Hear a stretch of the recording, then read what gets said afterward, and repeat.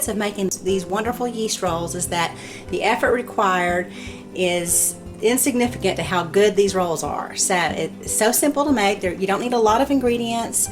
You just need really your bread machine. I'm going to add herbs to mine to make it really good. Okay, but we're going to start by taking some organic all-purpose flour. That's what I like to use. If you have bread flour, you can use that. I just have a hard time finding organic bread flour, so this works fine for me. I have some bread machine yeast, some salt, some olive oil, and then in the back there is my canister of sugar, and then a fresh farm egg. Alright, so I'm going to go ahead and dump my flour in my canister here. I need to refill that up a little bit, and then we'll get to mixing these ingredients up. Okay, I'm going to start by warming up some filtered water, and I'm letting it get at around 80 degrees. You'll know it's at 80 degrees if it's like the temperature of a baby bottle's formula or milk or something like that. It's just at your body temperature is what it will feel like. Okay, but it's 80 degrees really. Now I'm going to measure out 4 1/4 cups.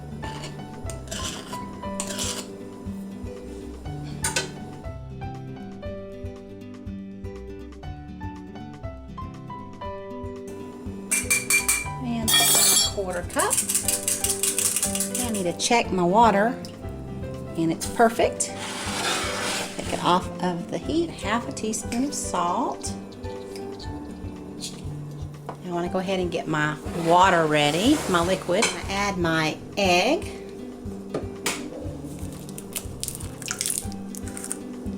And I'll beat this down.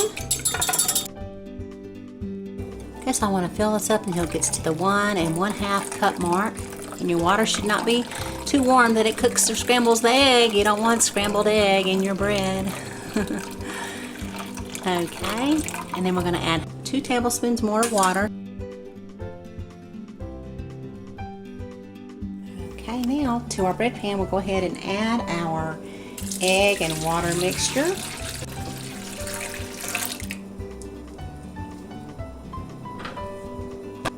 And 1/4 cup of olive oil.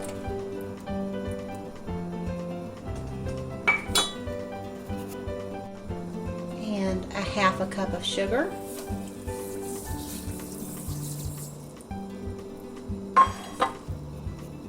And now you can add your flour and the salt.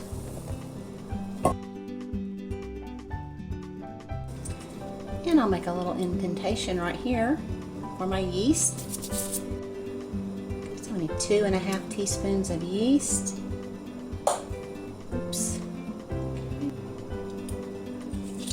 Now with your bread maker, you are just going to put your pan in there until it clicks. Okay. We're going to select the dough setting, and over here is your key to tell you which one is for dough. And on my machine it's setting number 7, so I will program it accordingly. Okay, and then what we'll do is take a look in here and press start, and it's going to start to make that dough. And in about 1 1/2 hours I need to be here because I've got to take the dough out and put it in another place so it can rise some more. Okay, while that is mixing up, I'm going to go ahead and cut up the rosemary and get it ready to put in there. So I'm going to line my cutting board with some parchment paper. I just like to do this because it helps keep my porous wood cutting board from soaking up all of my fresh oils from my fresh herbs. Okay, not something you have to do. You may have a cutting board that is better for chopping herbs than I do. Okay, so here I'm just going to take my rosemary and go work backwards on it like this to strip off the leaves. And then at the top it's usually nice and tender and not woody, so I just tear those off.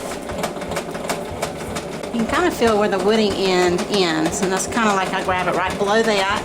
If you don't, you'll just pull off the tip. So I'm trying to grab it about right here. Then you want to take whatever you have there and just chop it up, mince it up really good. We're going to do it in little tiny leaves. Okay, and now I'm going to measure this so you'll know how much I ended up with. There's 1 tablespoon. So I've got about 2 tablespoons of fresh rosemary I'll add to this. Okay, I'm going to go ahead and check on this and just see how it's doing. I've got some dough grabbing onto the edges here, so I'm just going to scrape that down. Okay.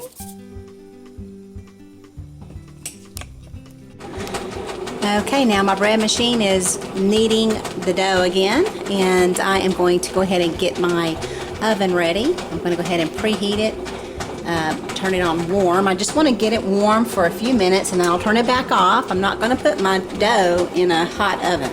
Okay, I'm just going to get it warm. I don't want to put my dough in a cold oven. That's the idea here. Okay, and then I have some water here. I'm going to go ahead and get it to a rapid boil. So now, while my oven's getting ready, I just heard it beep. I'm going to turn off my oven. And now I want to get my pans ready. The recipe that I have will make 2 pans of rolls. There'll be 12 small rolls per pan. Okay, so I'm going to take my parchment paper and I'm going to cut it down to size.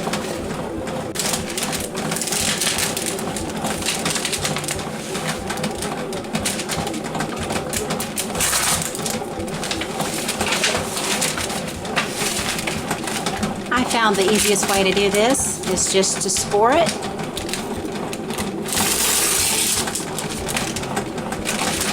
And then cut it. I by no means am real picky about the shape of this. It's too much trouble to try to go through and get it perfect, so I just go with it. I like Martha Stewart, but I am no Martha Stewart, so. Okay, and I'll do the same with this pan. Okay, my water has come to a rapid boil, and I'll show you what I'm going to do here. I am going to stick it on the bottom rack and close the door. And I'm doing that because I want my oven to be warm and humid. I don't want a dry, cold oven for my rolls to rise in, okay? So I'm just going to leave it there. My oven is not hot, but it is not cold, okay? If you think your oven has gotten too hot, just crack the door open and let some of that heat escape. You just don't want it to be cold. Now my bread machine, my dough is just kneading away, and I have something I have to do real quick. And I have not added my rosemary yet. So I'm going to go ahead and add my rosemary while it's kneading really good here. So I'm going to go ahead and add this.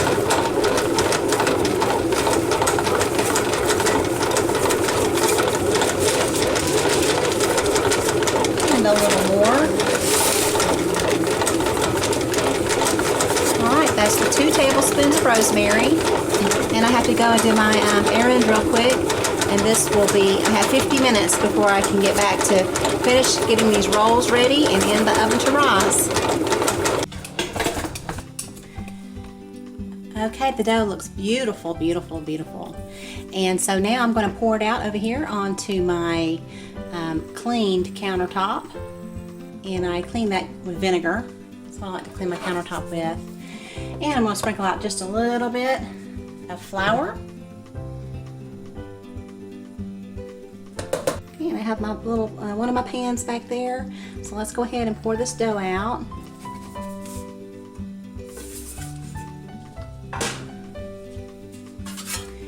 And now I'm just going to take this little pastry cutter and cut off little pieces and reshape them into balls. You don't have to use a pastry cutter, you can just pinch them off. It's just I think I can do it quicker this way. All right, so we'll just go in here.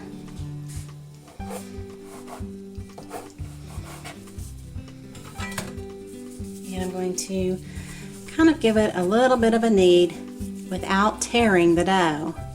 And I'll just tuck them back under there like that. Give them a little pinch at the bottom until they're a nice pretty ball. And into my pan they go.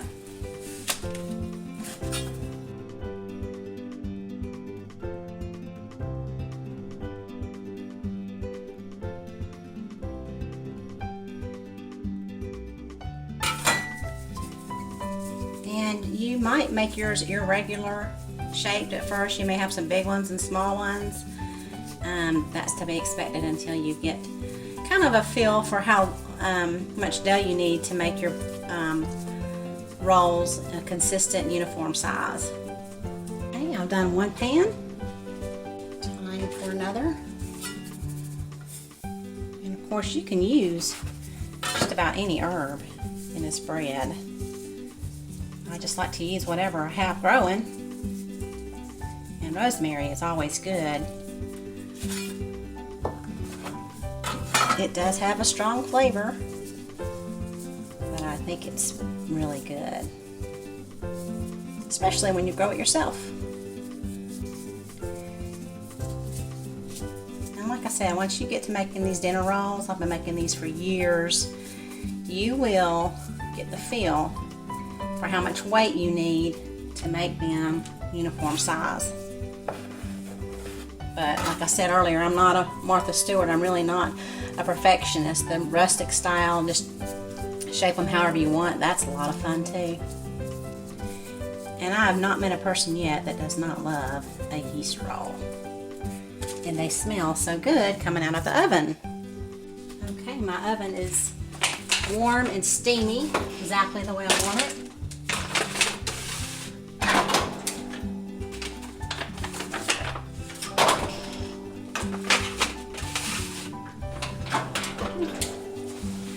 Alrighty, we'll check on those again in just a couple of hours.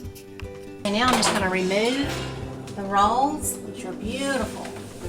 These have been in the oven rising for about 3 hours. Now I'm going to set the oven and preheat it to 350.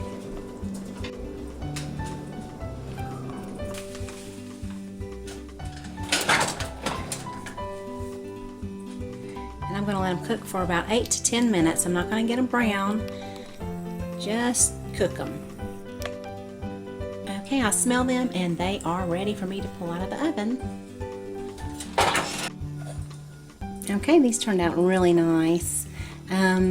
They are very light. I didn't brown them a lot on top, and as you can tell, my oven cooks unevenly, so one side's a little darker than the other, but I want to cook them lightly because I'm going to put some in the freezer, and that way I can pull them out at a later date, and then I can, when I warm them, they won't become overcooked. So I will go ahead and put these on the cookie cooling rack here. Okay, now I'm going to put up my rolls. I'm going to freeze these. I'm going to reserve 6 for our dinner tonight, and the other 18 are going to go in the freezer. And I'm just going to put these in a bread bag because we will eat these pretty quick, and I am just going to put them in the freezer because that keeps your bread freshest. If you want to keep your bread, it should go straight in the freezer after it's cooled off from baking.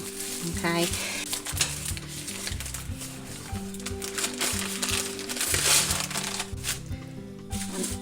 So I'm not putting these in a freezer bag because we are going to eat them quickly. If you wanted to save these for a while, for less than a month, a few weeks or so, you might want to use a freezer bag. But this will keep your bread, any fresh baked bread, nice and fresh. As soon as it has cooled off, you'll want to go ahead and freeze it immediately, and that's how you'll keep it the fresh taste.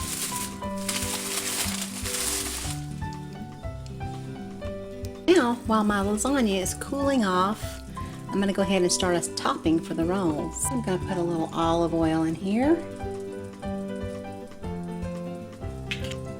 and some salt, and some fresh chopped garlic.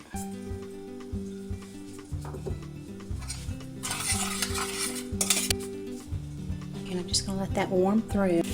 Okay, it just started simmering a little bit, and that's all I want.